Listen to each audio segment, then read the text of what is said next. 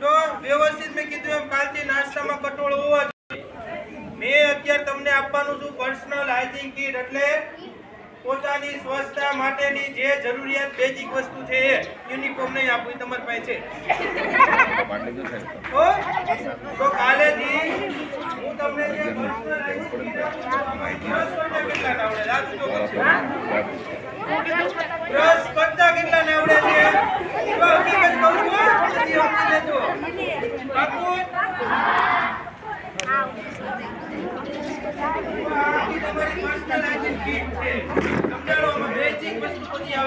બેન ખુરશી મંગાવવા દીપા બેન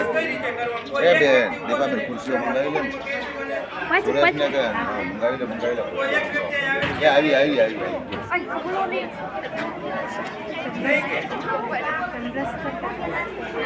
તો ભાઈ જેને કેવું એ વ્યક્તિ ઊભા થાય. આ કે છે એમ નહીં, માર કેવું છે તું બોલો, સિસ્ટમ કેવું છે તું બોલ. એમ નહીં કહું સિસ્ટમ આ બધા બ્રશ કરતા શીખવાડો.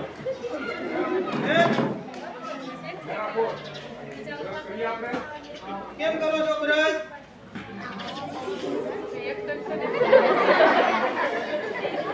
નિંદરમાં 8 વાગ્યામાં 8:30 કામ રાખો. બ્રશ કરવાની આખી ટેકનિક છે.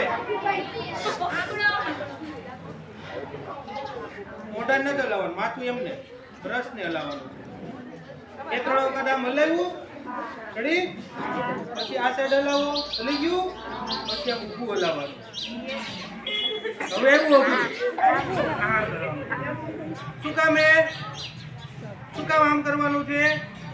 આમ કરશો ને તો દાંતને ઉપરનો ભાગ ખાલી સાફ થશે. આમ કરશો ને એટલે વચ્ચેની જગ્યા. હવે મોઢું ખોલવાનું, પછી બ્રશ ને કેમ કરવાનું છે? દાંતની ઉપર ઘસવાનું છે. તેમાં દાંતની ઉપર. આજે હું તમને પર્સનલ હાઇજીન કીટ આપી દઉં છું, પણ 1 થી 2 મહિનામાં બ્રશ કરવાની કોમ્પિટિશન ગોઠવવાની થશે. આ બ્રશ એવું નથી કે ભાઈ કાલ તમે આજ 2 દી બ્રશ કરશો ને પતી જશે.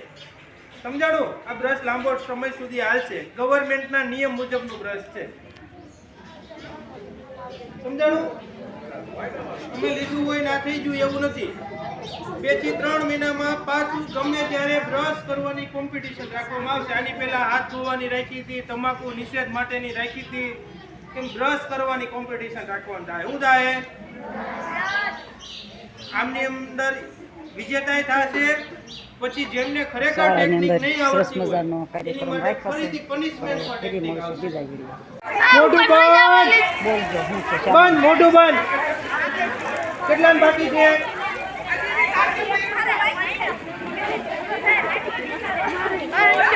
શેની કીટ છે? મારી પાસે જોઈ જવો છોકરો. બોલો અંદર સહી બોલો.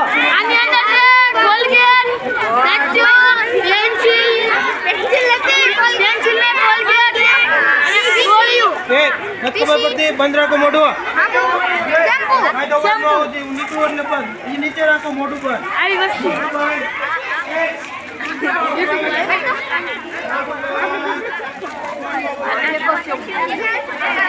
એક કીટ કાઢો બારી.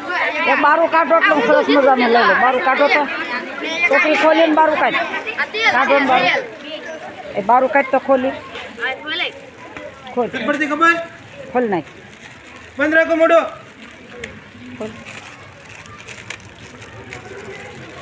કોને વસ્તુ ઘટે છે આમાં બેઠેલા છે એમાં? બસ ભરી લેજો નીચે ભરી. ઓકે. ઓકે.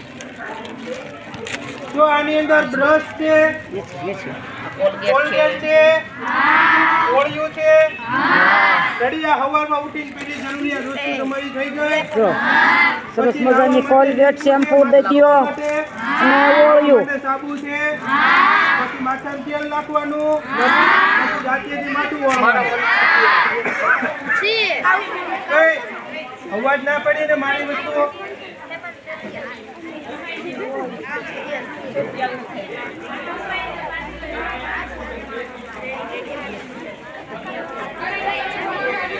બોલ કેટલી વસ્તુ છે? બોલ. કોલગેટ, હા, કોલગેટ, હા હા સરસ મજાની કીટ આવી સરકારી. આ છોકરા કેટલા લાભાર્થી છે. સરસ મજાની સરકારી કીટ આવી ગૌતમભાઈ સર દવાખાનાની અંદરથી ભેટ કરવા આવ્યા છે. તો અમારા બાળકોને સરસ મજાનો સરસ રાખવાનો કાર્યક્રમ યોજાઈ ગયો. તો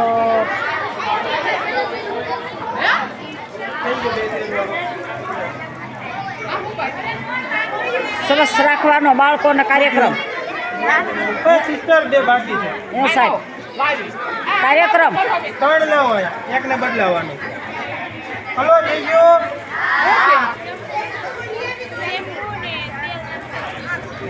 સરસ રાખવાનો કાર્યક્રમ બાળકો ને યોજાઈ ગયો શાળાની અંદર 1 થી 8 ધોરણના ને. તો સરસ મજાનું હવે બધાને રેડી પાકું જોને કાંઈક છે બાકી હોય સ્વૈચ્છિક આદું તો કરી દેજો. ઘરે હોય ગયા પદ મારી પાસે આવશો હું નહીં આપું. જે છે અહીંયા થશે પદ કાંઈ નહીં થાય. એક વસ્તુ છે ને કાલ સવારે ત્યાં બધાનો ઉપયોગ થવો જોઈએ. આ પૂરી થઈ જાય તમારી ઘરની લેન થવો જોઈએ. 2 મહિના પછી બ્રશ કરવાની ટેકનિકનું કોમ્પિટિશન રાખવામાં આવશે. બધાના બપોરે ઓલું બધું લઈ 10 વાગ્યાની 9 વાગ્યાની કેટલા વાગે 9 ને 9:30 વાળી રિસેસની અંદર બધાના નાસ્તા બોક્સની અંદર કઠોળ જ હોવા જોઈએ. જેમાં કઠોળ નહીં હોય એમને પનિશમેન્ટ આપવામાં આવશે. ઓકે બધા ક્લાસમાં બેસતા જાઓ. એટલે રે ફોટો રહી ગયો કરો ઊંચું બધું મજાનો કાર્યક્રમ.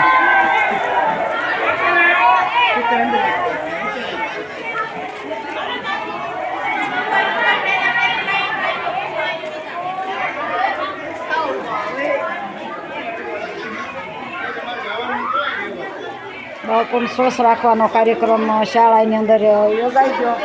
તો મને બહુ સરસ આના માટે આનંદ થયો કે બાળકોને સરકારી કેટલું નિયમ આવે છે, કેટલું છોકરાને પાલન કરવું પડે. શાળાની અંદર ભણતા બાળકોને આવા નિયમો આવે અને આવા નિયમો પાલન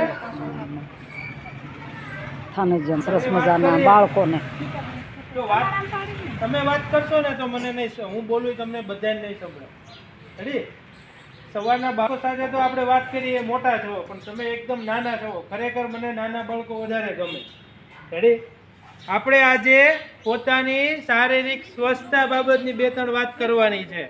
અને હું તમને એક વસ્તુ આપવાનો છું. નાનકડી એવી વસ્તુ છે પણ રોજિંદા જીવનમાં ઉઠી અને મારી એ વસ્તુ આપેલની તમારે જરૂર પડશે. બોલો આવી વસ્તુ તમને આપવાની છે. આમાંથી કેટલા બ્રશ કરે સવારમાં ઉઠીને? પાકું બ્રશ કરો છો? સારું રાખી દો. જો મીંદડી કે દીપડો એ ઘરે જઈને વાત કરજો. એ વિષય આવતો હોય ત્યારે વાત કરજો. અત્યારે ખાલી આપણે શેની વાત ચાલે છે? સ્વચ્છતાની. અદબ પાડી કટાર બેસો. હું જેટલો તમારી બધા સાથે હજી મજાકથી રહો એ પ્રમાણે સ્ટ્રીક છું. હમણાં 2-3 બાળકોનો અનુભવ થઈ ગયો છે મારો. મારી ઝપટમાં આવશો તો તમારા વાલી જ્યાં સુધીથી ઘરેથી નહીં આવે ત્યાં સુધી હું છોડીશ નહીં. એટલે બહુ ધ્યાન રાખીને મારી સાથે રહેવાનું, શાનમુનું રહેવાનું. સ્કૂલે છીએ, બાળકો છીએ, હસી મજાક કરો, પણ જ્યારે સિરિયસ વાત આવતી હોય, વાત કરવાની આવતી હોય આરોગ્યની, ત્યારે એ રીતે રહેવાનું. રેડી? આપણે અહીંયા શિક્ષણ માટે આવ્યા છીએ. તો અહીંયા શિક્ષણ આપણે ક્યારે લઈ શકીએ? આપણે પોતે સ્વસ્થ હોઈએ તો આપણે સ્વચ્છતાની પણ વાતચીત કરવાની છે. સવારમાં ઉઠીને પહેલું કામ કરવું જોઈએ બ્રશ. રેડી? પછી શું કરવું જોઈએ? નાહવું જોઈએ. પહેલાં તો નાહી ધોઈ ગરમ પાણીથી મસ્ત, અને ત્યારબાદ આપણે નાસ્તો, દીવાબત્તી કરો. પહેલાં તો પૂજા કરો. સૌથી વધારે મહત્વનું છે. ભગવાનને પ્રાર્થના કરો મને નિરોગી રાખે, મારા પરિવારને નિરોગી રાખે, હું સારું જીવન જીવી શકું, મને જે પણ ભણું છું એનું સારું જ્ઞાન મારા મગજની અંદર ઉતરે, એ જ્ઞાનથી ભવિષ્યમાં હું આગળ આવી શકું. હવે રોજે પ્રાર્થના કરવી જોઈએ. હું ભલે અહીંયા આવતો હોય, દવા ભલે આપતો હોય, પણ મારો એક ધ્યેય હોય જ. સવારમાં આવીને પહેલાં પ્રાર્થના એવી હોય કે આજે મારે થોડા દર્દી આવે, બધાય નિરોગી રહેવા જોઈએ, બીજે ક્યાંય નહીં. જે છે એ મારી પાસે આવવા જોઈએ, હું એને પૂરતી સારવાર આપી શકું, ફ્રીમાં સારવાર. એ તો ખબર છે ને કે પૈસા લઉં છું તમારી પાસે, કે 2-5 રૂપિયા 10 રૂપિયા લઈ લઉં છું, તો હું તમને ફ્રી સારવાર આપું, જે પણ મારી પાસે ઉપલબ્ધ છે એમાંથી થોડી તમને સમજણ આપું. પરિવાર કેટલા જણા આમાંથી નાસ્તા માટેનું બોક્સ લાવે? 3 વાગે રિસેસ થાય. અર્જુન આપણે કહે છે સવારમાં બ્રશ કેમ કરાય? કેમ કરાય?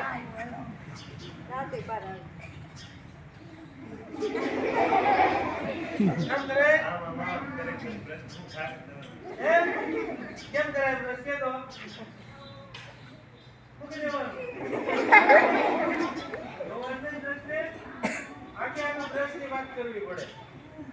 હે? સ્કૂલે આવો તો તમે કોઈ પણ પાઠ ભણવાનો છે તો પહેલેથી સમજાવવું પડે ને. તો જોઈતી આવી જાય પણ સમજાય.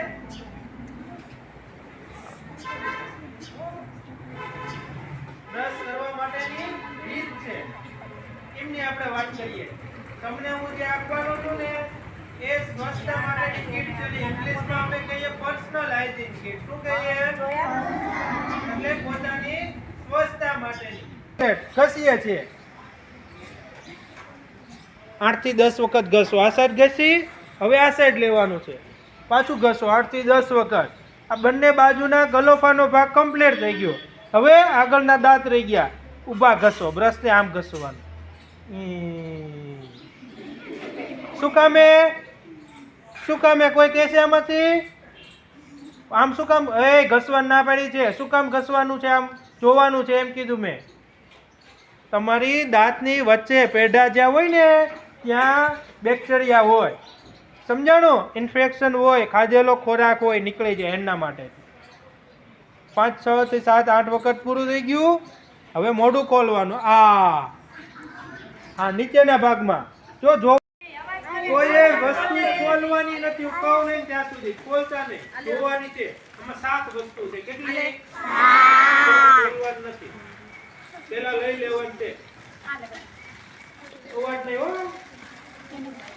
સરસ મજાની કીટનું વિતરણ પણ થઈ રહ્યું છે અને આ કોથળામાં જે વિતરણ લાવ્યા છે બાળકો માટે સાબુ, શેમ્પુ, દતિયો, ઓળિયું, બ્રશ, સરસ મજાનું માથાનું તેલ સહિત કીટ આપી છે. 1 થી 8 ધોરણના મારા વિદ્યાર્થીઓને તો શાળા 700 બાળકને ભેટ આપી છે. સવારની પાળીમાં પણ આપી હતી અને અત્યારે બપોરની પાળીમાં પણ આપે છે. તો સરસ મજાની કીટ આપી છે બાળકો માટે સરકારે, અને લાભાર્થી સરસ મજાના લાભ લેશે. અને સરસ મજાના અમારે ભાગ છે એવા તે આ ગૌતમભાઈ સાહેબ ડૉક્ટરો છે સરસ મજાના, તો કાંઈ ઘટે નહીં. આ ગામના દર્દીને કોઈ જાતની કાંઈ આમ એમ નહીં કે બહાર જઈશું એમ જરીક ફોન કરે કે આમ અમરેલી હોય તો એ આવી જાય છે સેવા આપવા માટે. સરકારી ડૉક્ટરને નિયમ હોય છે કે રવિવારે રજા. સાહેબ રવિવાર શનિવાર કાંઈ વાત પાળતા નથી અને જેવો ફોન જાય એવા સાહેબ તરત જ સબસેન્ટરે હાજર થઈ જાય છે. અને ઓહો પાજો દેવડી ગામના તો ગૌતમભાઈ ડૉક્ટર સાહેબને હું વાત કરું છું. કાંઈક મારી કાલી ગયેલી ભાષામાં ઉંમર પર કાંઈ અંગૂઠા સાધશો તો મને હું બોલું ન બોલું તો કાંઈ જાણતી નથી. પણ જ્યારના ગામમાં નોકરી કરે છે ત્યારનું ગામને બહુ આમ શાંતિ મળે છે. અને રજા હોય શનિ રવિની અને ફોન કર્યો હોય તો આ ડૉક્ટર ઠેઠ ઘરેથી આવે છે, સેવા પૂરેપૂરી બધાય. તો ગામ જાનભાઈ દેવડીના અને સબ સેન્ટરમાં કામ કરતા સરસ મજાના વસ્તુ આવી ગઈ બેટા, બધાને મળી ગઈ. તો અત્યારે બસ આટલું.